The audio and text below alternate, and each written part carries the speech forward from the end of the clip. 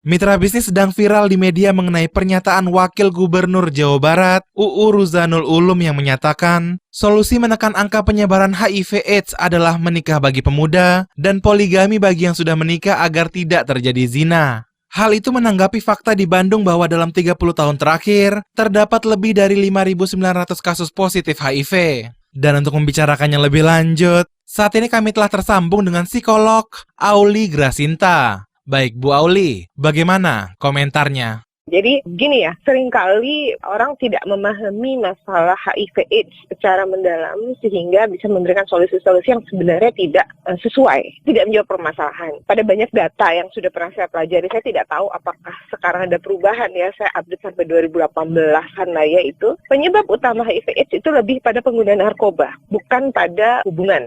Nggak tahu tuh betul atau tidak ya, saat ini saya tidak tahu, tidak update, tetapi sebagian besar ya sampai 2018 yang diketahui adalah penyebab utama dari penyebaran HIV/AIDS itu lebih kepada penggunaan jarum suntik. Nah, itu yang pertama. Kemudian yang kedua, HIV/AIDS itu biasanya dilakukan ya, bisa muncul atau banyak muncul itu pada hubungan-hubungan yang sifatnya homoseksual. Begitu ya. Bahkan penyakit itu juga muncul awalnya adalah karena perilaku homoseksual begitu.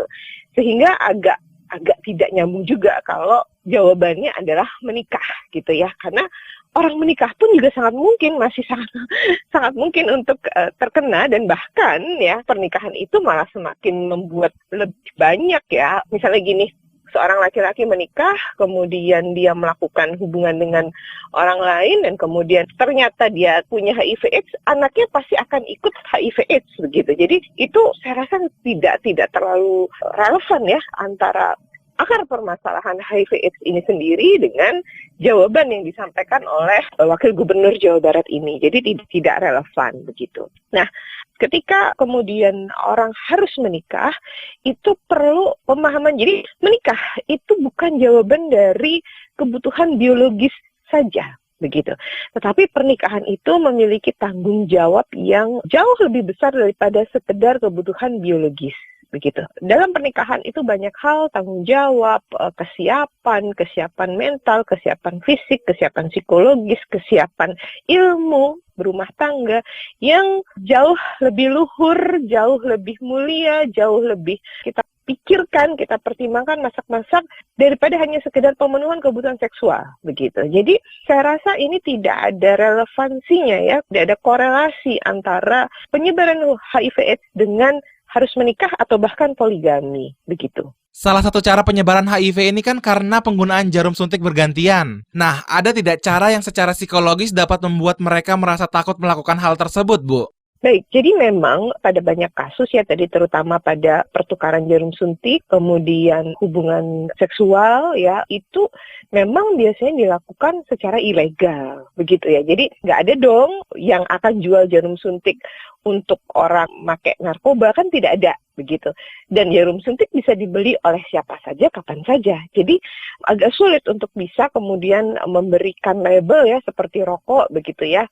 Itu karena rokok itu legal, sehingga ketika kita taruh di situ dia juga tahu, dia belinya juga tidak sembunyi-sembunyi dan sebagainya. Sementara jarum suntik ini kan mereka gunakan secara sembunyi-sembunyi, dan sehingga menjadi sulit begitu untuk kita bisa batasi, untuk kita bisa berikan larangan, begitu, iklan gitu, itu agak lebih sulit.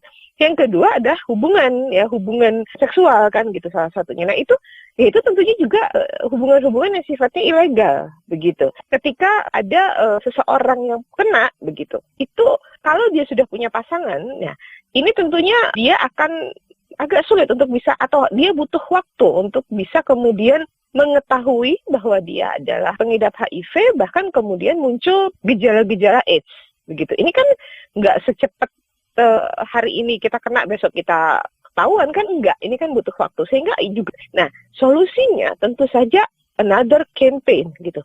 Kampanye anti-AIDS itu sudah mulai booming itu sejak tahun 90-an ya. 90 sampai 2000 itu cukup keras ya, cukup santer kampanye anti-AIDS ya. Bahkan 1 Desember itu kita peringati sebagai hari anti-AIDS sedunia. Tetapi setelah itu kampanye menurun. Ya, setelah itu kampanye menurun, cerita-cerita tentang orang dengan HIV/AIDS ya, ODA ini juga semakin tidak terlalu banyak dipublikas, juga tidak terlalu banyak memberikan edukasi kepada masyarakat yang tentunya akhirnya lagi seperti akhir-akhir ini begitu. Jadi yang dilakukan bukan untuk meletakkan iklan itu di barangnya ya, tetapi ada psikoedukasi, ada campaign-campaign, ada testimoni-testimoni, ada tayangan-tayangan ya, paparan-paparan di media yang menunjukkan bahwa kita harus mulai aware lagi dengan adanya bahwa HIV/AIDS ini masih ada, dan HIV/AIDS ini masih bisa menyebar kepada orang-orang terdekat, bahkan kepada diri kita sendiri, begitu. Demikian psikolog Auli Grasinta. Saya Ari Yudi Istira.